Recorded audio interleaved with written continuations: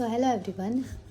जैसे कि हम सबको पता है कि हमारी बॉडी को स्टार्ट रखने के लिए हमारी बॉडी में बहुत सारी टाइप की प्रोसेसेस जो है वो चलती रहती है।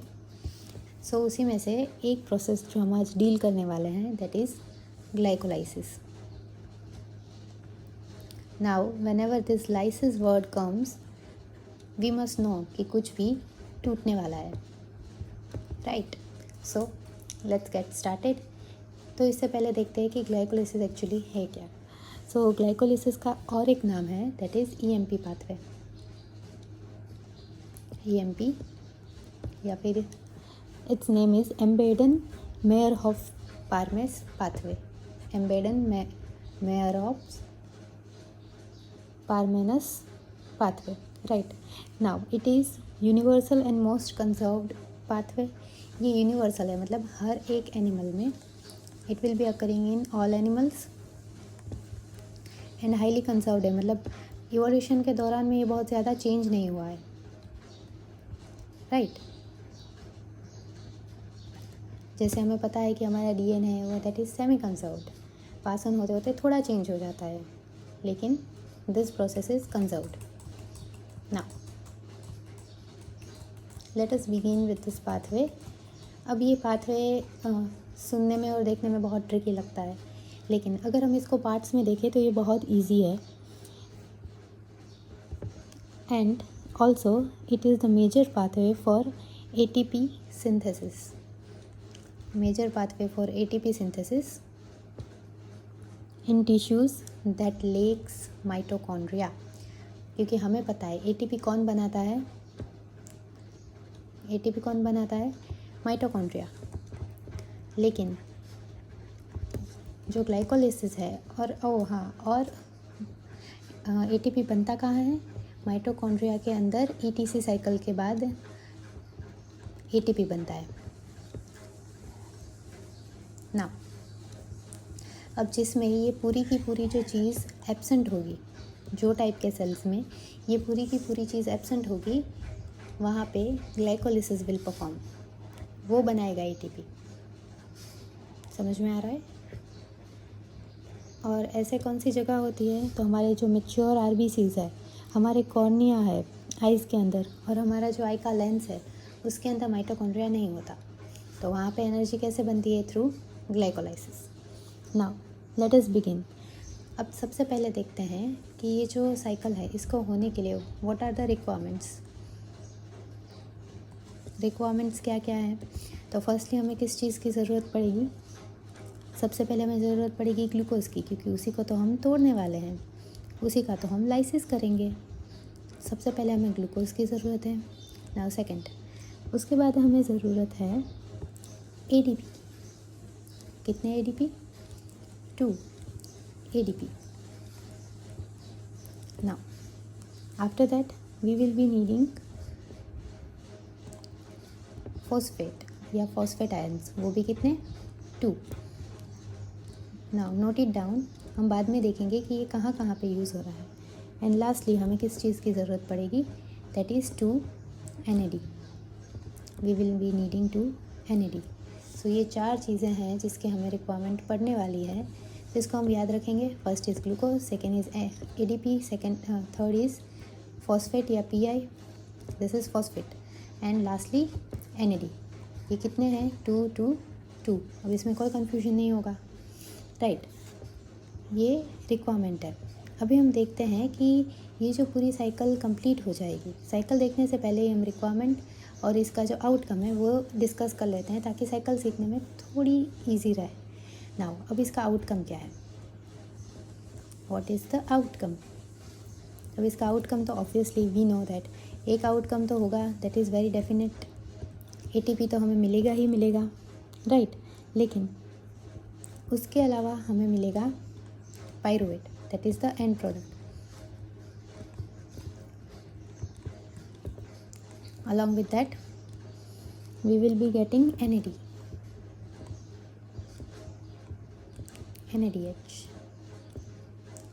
और अब ये चीज़ें तो हमें मिली, लेकिन कितने अमाउंट में मिलेगी? तो हमें मिलेंगे 2 ATP, फिर 2 पायरूवेट, फिर 2 NADH।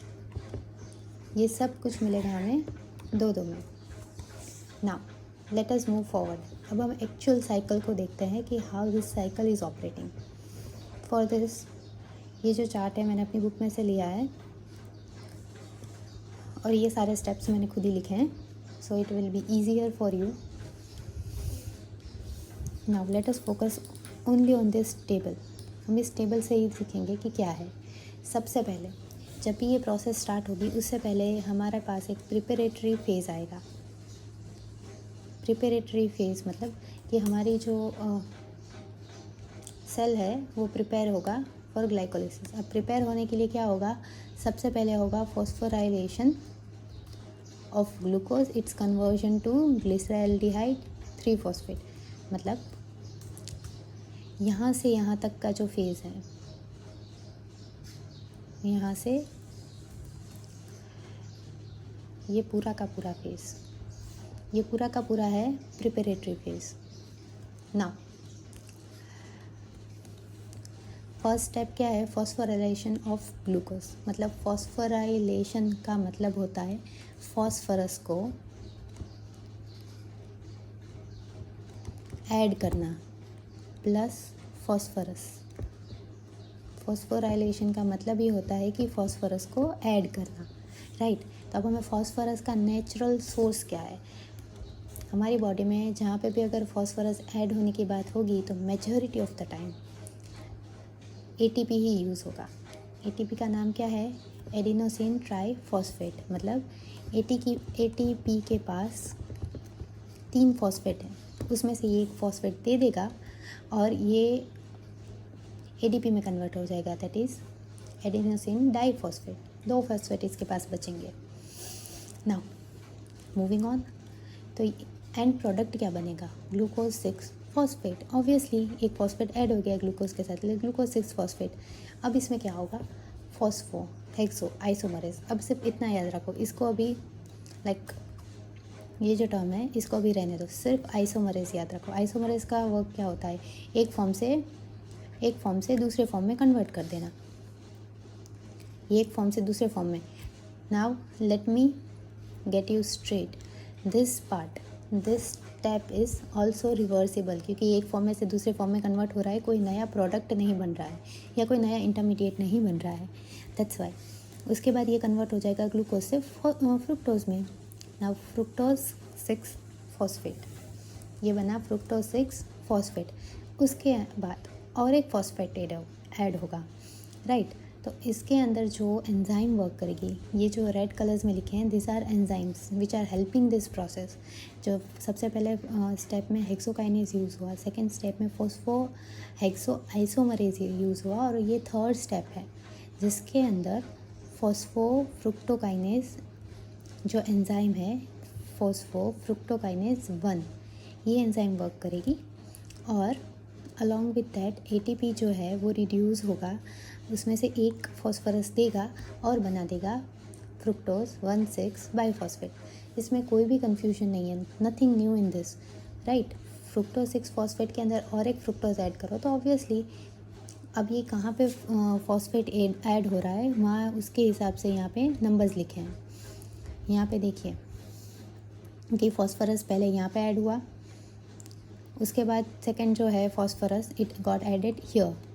तो this was the first position, second, first, second, third, fourth and this is the 5th and 6th position.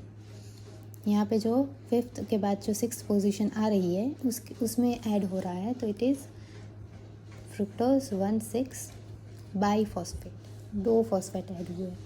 Now उसके बाद एक और स्टेप आएगा, that is known as aldolase. Aldolase जो है वो एंजाइम है, ये जो इस स्टेप को गवर्न करती है। उसमें क्या होता है कि ये जो फ्रुक्टोज 1,6-बाईफॉस्फेट इट इज़ वेरी अनस्टेबल, तो ये क्या होगा, it will get break down into 2 products. ये 2 प्रोडक्ट में ब्रेक डाउन होगा। फर्स्ट इज़ ग्लिसरॉल्डिहाइड 3-फॉस्फेट, इसको ऐसे भी लिखते हैं, बहुत सारी जगह पे आपने G3P देखा होगा। उसके बाद along with that it can also be converted into dihydroxyphosphate DHP, right. ये बहुत कंजस्टेड लग रहा है, let me just remove this. ये इसमें कन्वर्ट हो जाएगा with the help of the enzyme aldolase. लेज, it is going to break down a product, इसके लिए इसके पीछे लेज है। नाउ आपने एल्डोल कंडेंसेशन का नाम सुना होगा, this works exactly like that. Now we have 2 products, right. हमारे पास अब 2 प्रोडक्ट्स हैं जिनका नाम है एक ग्लिसरल्डिहाइड 3-फॉस्फेट। एंड यस, आप लोगों ने वहाँ पे नोटिस किया या नहीं, but this step here is also reversible step, इसलिए एरो ऐसे है, यानी ये यहाँ से 2 के ये भी बन सकता है और ये दोनों मिल के, ये क्लियर रहना कि DHP ये दोनों मिलके वापस फ्रुक्टोज 1,6-फॉस्फेट भी बना सकते हैं। Now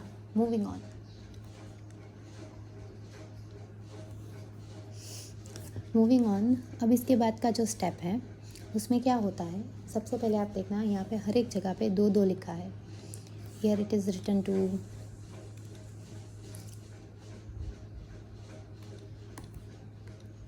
here it is written two, यहाँ पे भी सब जगह पे 2-2 लिखा है, बिकॉज इसके 2 मोल्स बन रहे हैं।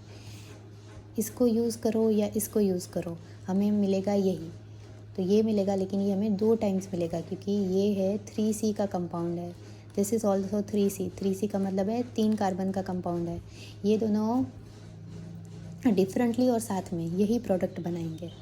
तो इसमें कौन सा एंजाइम यूज़ होगा, दैट इज़ ट्रायोफॉस्फेट आइसोमरेज। मतलब इसमें nothing is going to happen as such, क्योंकि कुछ भी ऐड नहीं हो रहा है, बस ये आइसोमरेज अपना शेप चेंज कर रहा है। ये शेप चेंज करके ग्लिसरल्डिहाइड 3-फॉस्फेट बनेगा, यही है, इसमें से भी यही बनेगा और ये खुद भी इसी में कन्वर्ट होगा, राइट। उसके बाद नेक्स्ट स्टेप है, दैट इज़ जो मैंने अभी बोला था कि ये पूरा का पूरा जो सबस्ट्रेट है उसके बेसिस पे ही इस एंजाइम का नाम है। एंजाइम है डिहाइड्रोजिनेस, ऑब्वियसली डिहाइड्रोजिनेस मतलब हाइड्रोजन बाहर निकलेगा।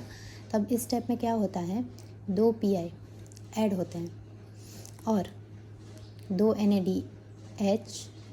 NAD रिड्यूस होके 2 NAD रिड्यूस होके NADH बनाते हैं, उसके साथ एक हाइड्रोजन रिमूव हो जाता है। सिंपल, कोई भी डाउट नहीं है इस स्टेप में। आफ्टर दैट जो प्रोडक्ट हमें बनेगा दैट विल बी 1,3-बाइफॉस्फोग्लिसरेट, क्योंकि इसके अंदर एक फॉस्फेट ऐड हुआ। अब आपको लग रहा होगा कि यहाँ पे तो एक्चुअली 2 फॉस्फेट ऐड हुए हैं, लेकिन यहाँ पे बाइफॉस्फेट क्यों, क्योंकि यहाँ पे ऑलरेडी 3 फॉस्फेट तो था ही, राइट। ऐसा क्यों हो रहा है कि ये तो 2 फॉस्फेट ऐड हुए, लेकिन यहाँ पे देखो इट इज़ ऑफ 2 मोल्स, हमें 2 मोल्स चाहिए, दैट्स वाई।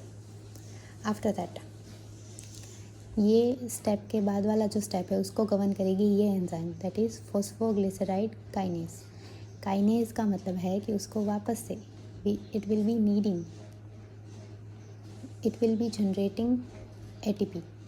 जो सबसे पहले हमने ATP देखा था कि फॉस्फोराइलेशन जो स्टेप है उसके अंदर हमें ATP डालना पड़ता है या फिर फॉस्फोरस डालना पड़ता है, लेकिन जो काइनेज स्टेप है या फिर काइनेज जो एंजाइम्स हैं, ये एंजाइम्स के नाम है, इसके अंदर phosphorus we have to add, लेकिन काइनेज में फॉस्फोरस निकलता है, वी गेट फॉस्फोरस। तो ये स्टेप में हमें फॉस्फोरस मिल रहा है इन दिस काइनेज स्टेप, तो उसकी वजह से 2 NAD, क्योंकि यहाँ पे 2 मोल्स हैं, इसे 2 ADP से 2 ATP बनेंगे, 2 मोल्स ऑफ ATP यहाँ पे बन रहे हैं। समझे आप लोग, फर्स्ट स्टेप में वहाँ पे ATP हमें डालना पड़ा था, यहाँ पे ATP मिल रहा है। After that coming to the next step, ATP निकल गए तो जो ये फॉस्फो वाला है this will get out, and हमारे पास क्या बचेगा, सिर्फ 2 ही निकलेंगे, लेकिन हमारे पास तो ऑलरेडी बाई है, इसलिए three phosphoglycerate will be there. 3 phosphoglycerate will be there, वो भी 2 मोल्स में. आफ्टर दैट फॉस्फोग्लिसरेट म्यूटेस, ये वाले स्टेप के बाद this 3 phosphoglycerate will be converted to 2 phosphoglycerate, क्योंकि ये कुछ नहीं, सिर्फ पोजीशन चेंज कर देगा फॉस्फोरस ग्रुप की, राइट. आफ्टर दैट इनोलेस, मतलब जो हमारा हमने ऑलरेडी जो दे रखा था पानी या water, that will get removed in this step. और ये जो एंजाइम है इस स्टेप में, that is known as enolase. यहाँ पे पानी निकलेगा. And coming to the next step, पानी निकल गया, उसके बाद क्या बना, दैट इज़ फॉस्फोफिनॉल पाइरुवेट. इसको हम PEP भी कहते हैं कई बार. PEP बना. नाउ ये PEP है, इसके बाद वापस से एक काइनेज आएगा. हमें पता है काइनेज क्या करता है, ये ATP ये कन्वर्ट करता है ADP से ATP में, मतलब ये फॉस्फेट देता है. तो 2 इधर हमें ये वाले स्टेप में 2 ATPs we gained 2 ATPs, right. और जो प्रोडक्ट बनता है दैट इज़ पाइरुवेट. अब पाइरुवेट वापस से नेक्स्ट साइकिल में जाएगा और बनाएगा एनर्जी. ना ओवरऑल अगर मैं बताना चाहूँ तो आप आराम से देख सकते हो ये पूरे स्टेप में. देखो यहाँ पे हमारा एक वेट, यहाँ पे हमारा एक ATP यूज़ हुआ, यहाँ पे एक ATP यूज़ हुआ. तो हमारे टोटल कितने हुए, -2. हम सिर्फ ATP की काउंटिंग कर रहे हैं, क्योंकि हमने जो स्टार्टिंग में देखा था वो हमें जस्टिफाई भी तो करना पड़ेगा. 2 ATP हमारे चले गए हैं प्रिपरेटरी स्टेज में ही.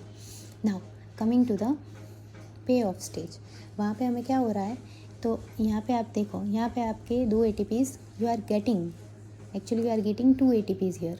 तो I got 2 ATP plus 2 ATP, right.